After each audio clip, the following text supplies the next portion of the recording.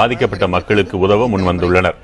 மேயர்களின் உதவியோடு புதிய தலைமுறை அறக்கட்டளை மூலமாக போர்வைகள், பால் பவுடர்கள், ரொட்டிகள், மெழுகுவர்த்திகள் உள்ளிட்ட நிவாரணப் பொருட்கள் கடலூர் மாவட்ட நிர்வாகத்திடம் ஒப்படைக்கப்பட்டு மக்களுக்கு விநியோகிக்கப்பட்டு வருகின்றன.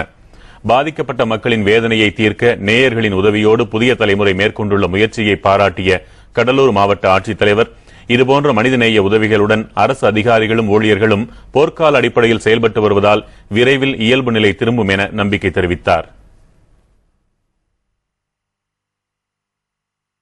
கடலூர் மாவட்டத்தில் ஏற்படுத்தியுள்ள சேதங்களை மதிப்பீடு செய்வதற்கும் நிவாரணப் பணிகளை மேற்கொள்வதற்கும் சென்னையிலிருந்து மட்டுமல்லாமல் சுற்றுப்புற மாவட்டங்களிலும் இருந்து அனைத்து துறைகளிலும் இருந்து உயர் அலுவலர்களும் அவர்களின் கீழ் பணிபுரியும் அலுவலர்களும் வந்து இங்கே நிவாரணப் பணி முழுவீச்சில் நடைபெற்றுக் கொண்டிருக்கின்றது.